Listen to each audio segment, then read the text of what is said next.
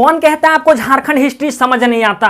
हम कहते हैं आपको झारखंड हिस्ट्री पूरी तरह से संपूर्ण जानकारी समझ आएगी। आप लो लेवल से हाई लेवल तक आपको चीज़ें समझ आएगी अगर आप इस चैनल की सारी वीडियो को देख लेते हैं। चाहे वह ज्योग्राफी से रिलेटेड की बात हो, हिस्ट्री से रिलेटेड की बात हो, आप सारी की सारी अगर जानकारी को प्राप्त कर लेते हैं, हम आपको यकीन दिलाते हैं दोस्तों, आप सिर्फ इस चैनल से पढ़ ही नहीं सकते हैं बल्कि आपके अंदर इतना कॉन्फिडेंस आ जाएगा कि आप सामने वाले को पढ़ा भी सकते हैं, सामने वाले के सामने आप चीज़ों को एक्सप्लेन भी कर सकते हैं। आज हम लोग पढ़ेंगे झारखंड के प्राचीन इतिहास के बारे में। हम इसका थोड़ा सा हम सीमाना बता देते हैं कि इसके अंतर्गत क्या क्या पढ़ने होते हैं।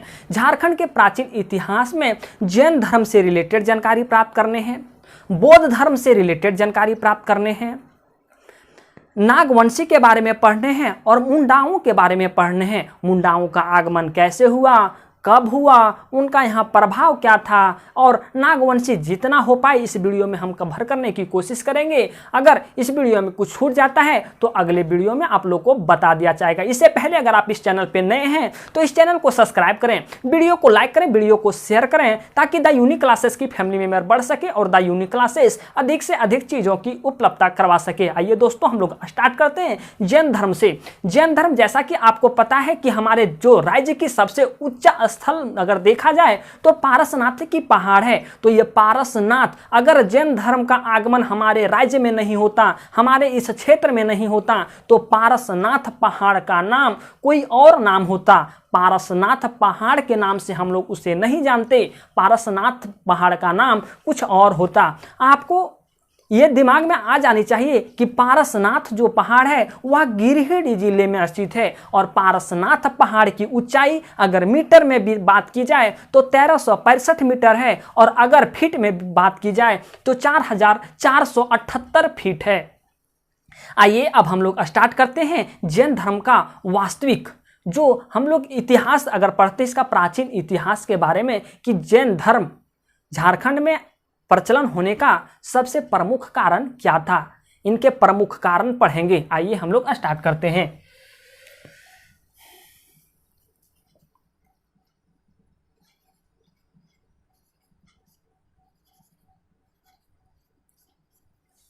जैन धर्म के जो एक तीर्थंकर थे, जो थे ताइसवें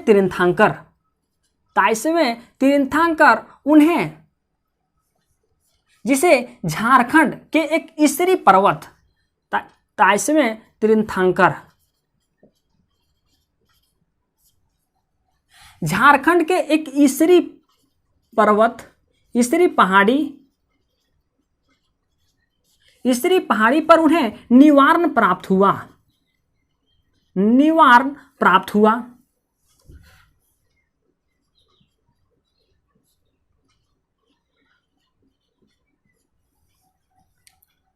उसका नाम था पारसुनाथ और इस ईसरी पहाड़ पे इनको पारसनाथ को निवारण प्राप्त हुआ, मोक्ष की प्राप्ति हुई। तो इस पहाड़ का नाम अब इनके नाम से रिलेट कर दिया गया, जोड़ दिया गया, अर्थात पारसनाथ के नाम से इस पहाड़ का नाम पारसनाथ रख दिया गया। पारसनाथ रख दिया गया। अब आपको चीजें समझ आ गई कि पारसनाथ पहाड़ के नाम रखने के पीछे क्या कारण थे। ध्यान दीजिएगा, इस तीर्थंकर का नाम पारसनाथ था। इनके नाम से ही पारसनाथ पहाड़ का नाम पारसनाथ रखा गया। आपको बता दें, या तो गिरिडीह जिले में ही है। अब जो वहां के जो तीर्थंकर थे उनका मुख्य केंद्र कहाँ था। प्रश्न ऐसा भी बन सकता है कि ये सारे के सारे जो तीर्थंकर थे इनका मुख्य केंद्र कहाँ है था। तो इनका मुख्य केंद्र पुरुलिया जिला सेंसस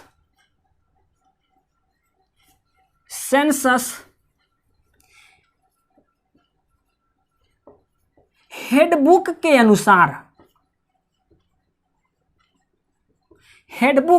अनुसार जैन धर्म तीर्थंकर का मुख्य केंद्र मानभूम का क्षेत्र था।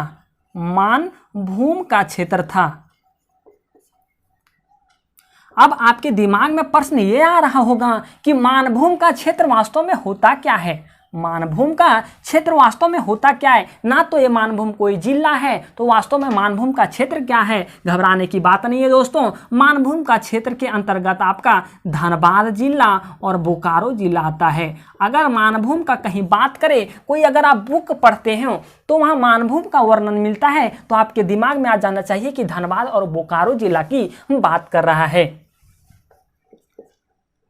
तो इन लोग का जो मुख्य केंद्र था वह मानभूम का क्षेत्र था। अब इनका प्रूफ मिलता है, इनका प्रूफ कि सच में जो जैन धर्म के जो तीर्थंकर आए हुए थे वो वास्तव में झारखंड में आए थे, इसका क्या प्रूफ है। तो इसका प्रूफ दामोदर घाटी क्षेत्र एवं कासाई नदी घाटी क्षेत्र में इसका जो है प्रूफ मिलता है। इसका जो प्रूफ मिलता है वह दामोदर घाटी क्षेत्र प्लस कासाई नदी क्षेत्र में इनका प्रूफ मिलता है। इनका और भी प्रूफ है। आपके दिमाग में प्रश्न आपके दिमाग में ये चीज़ें आ जानी चाहिए कि दामोदर नदी कहाँ से निकलती है। तो दामोदर नदी लातेहार के टोरी क्षेत्र से निकलती है। अगर और डीपली पूछा जाए तो चंदवा प्रखंड के चूल्हा पानी से निकलती है। ऐसे वो उतना डीपली तो पूछा नहीं जाता है, लेकिन हम आपको जानकारी के लिए बता दें कि लातेहार के टोरी क्षेत्र से निकलती है। और डीपली पूछा जाए, अगर प्रखंड भी पूछ दिया जाए तो चंदवा से, और फिर जगह भी पूछ दिया जाए तो चूल्हा पानी से। दामोदर और कसाई नदी में इसका प्रूफ मिलता है। इसका प्रूफ धनबाद में भी मिलता है। धनबाद के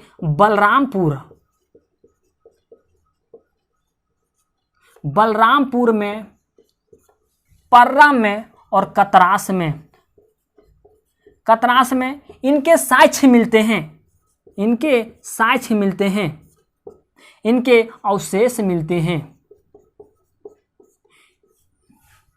इसके स्मारक मिलते हैं। इन सारे का स्मारक मिलते हैं और भवन का अवशेष भी मिलते हैं। इनके भवन का अवशेष भी मिलते हैं। तो हमें प्रूफ धनबाद से मिलता है। धनबाद का एक जगह है बलरामपुर, पर्रा और कतरास, यहाँ से उनके कुछ अवशेष मिलते हैं। ये सारे लोग रहते थे, तो इन्होंने स्मारक बनाए, भवन भी बनाए, और इस सारे के अवशेष जो मिलते हैं वो धनबाद के बलरामपुर, पर्रा और कतरास में मिलते हैं। अब ऐसा बताया जाता है कि महावीर स्वामी, अब महावीर स्वामी कौन थे, आपके दिमाग में प्रश्न आ जाना चाहिए। तो हम आपको बता दें कि महावीर स्वामी जैन धर्म के 24वें तीर्थंकर थे। पारसनाथ 23वें तीर्थंकर थे, महावीर स्वामी 24वें तीर्थंकर थे। ऐसा अचरांग एक है ग्रंथ, जैन धर्म का एक ग्रंथ है अचरांग सूत्र के अनुसार यह बताया जाता है कि महावीर स्वामी झारखंड के क्षेत्र में भी आए और बंगाल के क्षेत्र में भी उनका भ्रमण हुआ है, आगमन हुआ है। और ये ऐसा माना भी जा सकता है क्योंकि पहले के जो लोग रहते थे वो अपने धर्म के प्रति बहुत ही एक्साइटेड होते थे, उत्तेजित रहते थे। अपने धर्मों का प्रचार करने के लिए एक जगह से दूसरे जगह जाते थे, लोगों को उपदेश दिया करते थे, अपने धर्म के प्रति लोगों को प्रेरित करते थे अपने धर्म के प्रति। तो जैन धर्म से रिलेटेड जो आपको जानकारी हम दिए, ये जानकारी काफ़ी इंपॉर्टेंट है। आप चीज़ों को जो यहाँ लिखा गया है आप इसे देखे ही नहीं, जो हम आपको बोले ये आप बोले हुए चीज़ों को आप रोक वीडियो को रोक के ही लिख लें। एक बार वीडियो से शायद हो सकता है आपको समझ नहीं आए, लेकिन आप वीडियो को 2-4 बार देखें, आप यकीनन मानिए आप चीज़ों को अच्छे ढंग से समझ जाइएगा। अब देखते हैं हम लोग बौद्ध धर्म के बारे में।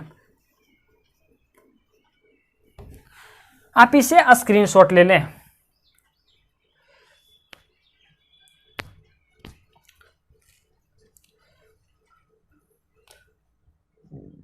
उम्मीद है दोस्तों आप इसे स्क्रीनशॉट ले लिए होंगे।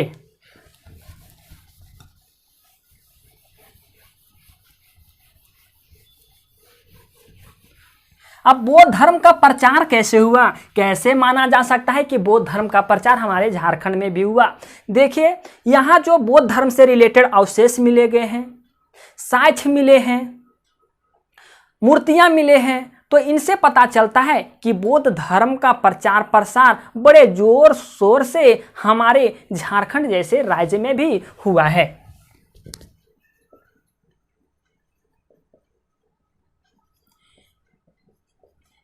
बौद्ध धर्म से रिलेटेड अवशेष प्राप्त हुए हैं, मूर्तियां प्राप्त हुए हैं, स्मारक प्राप्त हुए हैं।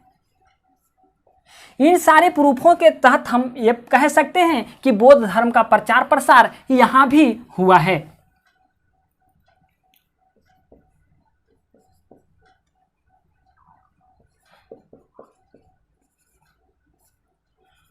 अब देखा जाए कि बौद्ध धर्म का प्रमुख केंद्र कौन सा था, तो बौद्ध धर्म का प्रमुख केंद्र धनबाद का एक जगह है बुधपुर, और एक और जगह है जिनका नाम है दालमी गांव। तो बुधपुर और दालमी गांव में अवशेष भी मिलते हैं, मूर्तियां भी मिलते हैं और स्मारक भी मिलते हैं। इसका एक और प्रूफ है कि खुट्टी जिला, आपको पता है खुट्टी जिला के मुख्यालय से 3 किलोमीटर दूर एक बेलवा दाग गांव में बौद्ध टिल्ले प्राप्त हुए हैं। और बौद्ध का टिल्ले प्राप्त हुए हैं तो इससे भी ये पता चलता है कि बौद्ध के टिल्ले बौद्ध धर्म के मानने वाले लोगों द्वारा बनाया गया होगा। तो यह बौद्ध धर्म का प्रचार प्रसार हमारे झारखंड में भी हुआ है। अब एक पॉइंट और लिख दीजिएगा, जिस समय बंगाल के पाल शासकों का शासन हमारे झारखंड में था, उस समय बौद्ध धर्म का प्रचार प्रसार हमारे झारखंड में भी हुआ। और इसी समय छिन्नमस्तिका मंदिर, जैसा कि आपको पता है कि छिन्नमस्तिका मंदिर रजरप्पा में स्थित है। यहाँ ऐसे माना जाता है कि अगर यहाँ पूजा के दौरान कोई बलि दिया जाता है तो ऐसी अवस्था में उससे निकला हुआ खून पे कोई मक्खी भी नहीं बैठती। चूंकि हम ये सुनते हैं, अपने पूर्वजों के मुंह से ये सुनते हैं, लेकिन ये हम देखे नहीं हैं, तो ऐसा वहाँ का शक्ति बताया जाता है। तो उस छिन्नमस्तिका मंदिर का निर्माण बौद्ध धर्म के प्रचार प्रसार के दौरान पाल शासकों ने किए थे।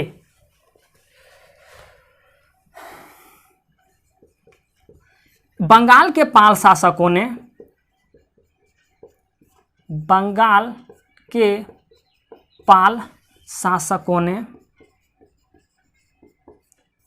छिन्नमस्तिका मंदिर का निर्माण किए हैं। छिन्नमस्तिका मंदिर का निर्माण किए हैं। तो आपको अब जैन बौद्ध धर्म से रिलेटेड चीजें, जानकारी आपको बता दी गई कि कैसे प्राप्त होते हैं। उनके साइट से हम लोग बोल सकते हैं, उनके अवशेष से बोल सकते हैं, वहाँ की मूर्तियाँ पाई जाती है, स्मारक पाए जाते हैं। इसके तहत हम लोग बोल सकते हैं कि बौद्ध धर्म का प्रचार एवं प्रसार हमारे झारखंड में भी हुआ है। अब इसका प्रूफ ये है कि बौद्ध धर्म का प्रचार प्रसार तो हुआ है, चीज़ें ठीक है, लेकिन इसका प्रमुख केंद्र उन्होंने जो बौद्ध धर्म अपनाने वाले लोग थे, वो झारखंड के कौन ऐसे स्थान को अपना प्रमुख केंद्र बनाए थे, तो धनबाद के बुधपुर स्थान एवं दालमी गांव को उन्होंने अपना प्रमुख केंद्र बनाया था। और अभी यहां देखिएगा तो बुधपुर एवं दालमी गांव में इनके बहुत ऐसे चीज, मूर्तियां एवं स्मारक भी मिलते हैं। अब एक और प्रूफ यहां मिलता है कि खुट्टी मुख्यालय है, वहां से 3 किलोमीटर दूर बेलवा दाग गांव में बौद्ध टिल्ले प्राप्त हुए हैं। तो एक और प्रूफ मिलता है, चूंकि अब बंगाल के पाल शासकों ने छिन्नमस्तिका मंदिर का निर्माण किया है। कब किया है? जब बौद्ध धर्म का उन्होंने प्रचार और प्रसार कर रहे थे। तो अब देखते हैं दोस्तों कि मुंडाओं का आगमन कैसे हुआ। हमारे झारखंड में मुंडाओं का आगमन कैसे हुआ? तो मुंडाओं का आगमन जो हुआ वह 600 ईसा पूर्व पहले हुआ। 600 ईसा पूर्व पहले हुआ। आपके मन में यह प्रश्न आ रहा होगा कि 600 ईसा पूर्व पहले हुआ तो इसके पहले उन लोग कहाँ रह रहे थे? तो उन्होंने पहले मध्य भारत में रह रहे थे। मुंडा पहले मध्य भारत में रह रहे थे। अब जब मुंडाओं का जब आगमन हुआ, मुंडाओं का आगमन सबसे पहले छोटा नागपुर में हुआ। छोटा नागपुर में हुआ। अब जो छोटा नागपुर में इन लोग का आगमन हुआ, आप एक ध्यान यहाँ एक चीज ये रखिएगा कि मुंडाओं का आगमन आर्य के आगमन के पश्चात हुआ, आर्य आने के बाद हुआ, आर्यों के आने के बाद हुआ, आर्यों के आने के बाद हुआ। अब मुंडाओं का जो आगमन हुआ वह सबसे पहले छोटा नागपुर में हुआ। तो इन्होंने एक छोटा नागपुर पे आने के बाद ही जस्ट इन्होंने दिमाग चलाना स्टार्ट कर दिया कि यहाँ एक राज्य का स्थापित किया जाए, राज्य की स्थापना किया जाए। उसी में से एक मुंडा का नाम, जिसका नाम था ऋषा मुंडा, ऋषा मुंडा ने एक राज्य स्थापना करने की सोचा। और ऋषा मुंडा ने एक मुंडाओं का शासक जो चुना उसका नाम था सुतिया पाहन। सुतिया पाहन, आप चीजों को समझिए। ऋषा मुंडा ने एक राज्य स्थापना करने के लिए सोचा और सारे के सारे मुंडाओं का शासक जो बनाया, मुंडाओं का शासक जो बनाया उसे सुतिया पाहन को बना दिया। ऋषा मुंडा मुंडाओं का शासक सुतिया पाहन को बनाया और सुतिया पाहन जब एक पूरे राज्य का निर्माण हो गया तो अब एक शासक के नाम से इस राज्य का नाम रखा गया, जिस राज्य का नाम था सुतिया नागखंड। सुतिया नागखंड। उम्मीद है दोस्तों आपको चीजें समझ आ गई होगी। अगर फिर भी कहीं प्रॉब्लम आ जाती है समझने में तो आप जरूर बताएं। अब ये जब एक राज्य बन गया तो इसमें 7 गढ़ एवं 21 परगने बने। इसमें जब एक राज्य का निर्माण हुआ तो 7 गढ़ और 21 परगने का निर्माण हुआ। हम आपको यह आंकड़ा देने की कोशिश करते हैं दोस्तों, क्योंकि हम लिखेंगे तो काफ़ी वीडियो लंबा हो जाएगा और कोई मकसद नहीं है वीडियो लंबा करने। हम आपको आंकड़ा देते हैं कि कौन कौन ऐसे 7 गढ़ थे, कौन कौन से 21 परगने थे। आइए दोस्तों हम लोग देखते हैं कि सुतिया नागखंड जैसे राज्य का जब निर्माण हुआ तो 7 गढ़ और 21 परगने कौन कौन से थे। गढ़ की बात की जाए तो लोहागढ़, जिसे आज हम लोग लोहारदगा के नाम से जानते हैं। पालूनगढ़, जिसे आज हम लोग पलामू के नाम से जानते हैं। सिंहगढ़, जिसे आज हम लोग सिंहभूम के नाम से जानते हैं। मानगढ़, जिसे आज हम लोग मानभूम के नाम से जानते हैं। हजारीबाग तो है ही, उस टाइम भी था। और केसलगढ़ और सुरगुमगढ़, छठा केसलगढ़ है और 7वां सुरगुमगढ़, जिसे आज हम लोग सुरगुज्जा के नाम से जानते हैं। तो 7 परगने आपके ये हुए। 21 परगने आपके हुए खुखरा, पोरहाट, दोईसा, ओमेडंडा, सुरगुज्जा, जसपुर, गंगापुर, गिरजा, बिरुआ, लचरा, बिरना, बेलखादर, सोनपुर, तमाड़, बेलसिंह, खरसिंह, लोहारडी, बोनाई, उदयपुर, चगमंकर